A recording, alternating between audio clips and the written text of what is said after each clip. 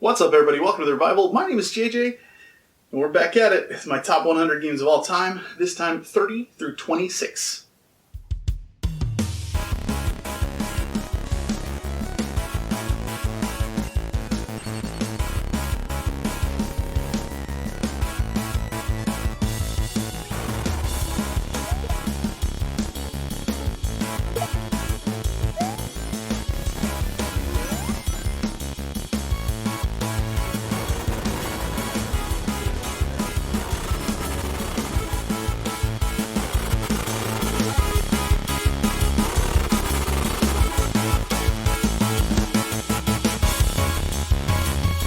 Coming in at number 30 is a masterpiece of a game, and if you disagree, well, that's just like your opinion, man.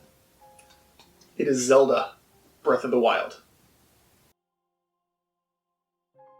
The first time I fired up Breath of the Wild, I played for a total of about 5 minutes before stopping. I turned the game on, started up a new save file, and walked outside the initial starting cave. It was at that moment I realized how insane the scope of the game was, just from looking at the surrounding vastness of Hyrule. I turned the game off right then and there, because I knew that if I started, I'd need to devote a whole lot of time to it. A few months later, after plenty of mental preparation and some extra free time, I dove in head first. I love the open-form freedom that Breath of the Wild brings. Being able to tackle dungeons in any order, breathtaking visuals, and just the sheer amount of things to do in the game absolutely blew me away. While I still personally prefer the older top-down style of Zelda, Breath of the Wild wasn't just a landmark in the Zelda franchise.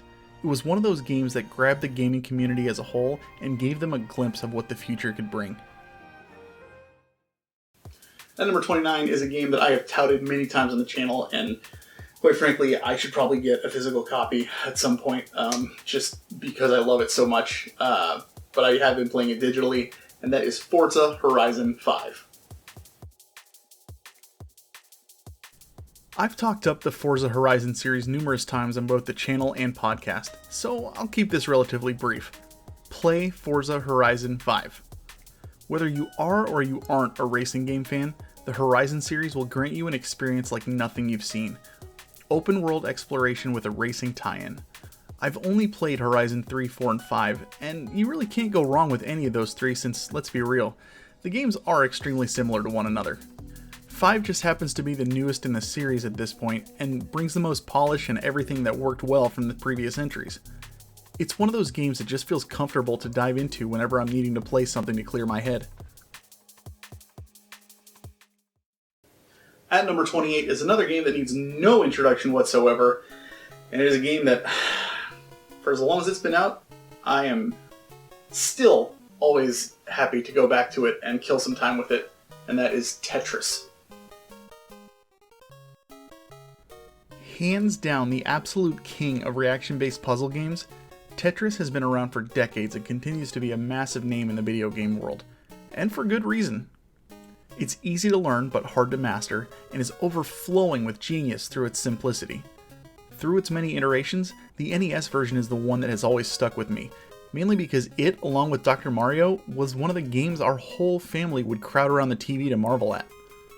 While I'll admit I was never amazing at Tetris, it still remains as one of those games I always try to take with me on road trips, because it's such a great pick up and play a quick round kind of game. At number 27 are two games from my golden age of video games, the Super Nintendo era, that is Lufia 1 and 2. Pretty much anyone who's played these two games will tell you that Lufia 2 is the better one. While I do agree, I have a lot more nostalgia for Lufia 1, simply for the fact that I would rent it regularly from a local video store as a kid and hope that no one had saved over my file. Unfortunately, that happened quite often, and it wasn't until many years later that I was finally able to roll credits when I finally got the game for myself.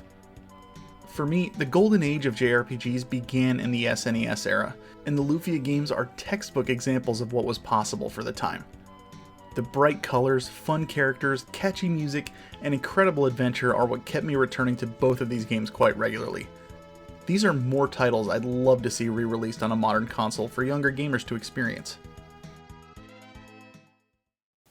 And finally, at number 26 is a game that I don't care if you're not big into Metroidvania games, this is a game you should check out because it's just that damn good.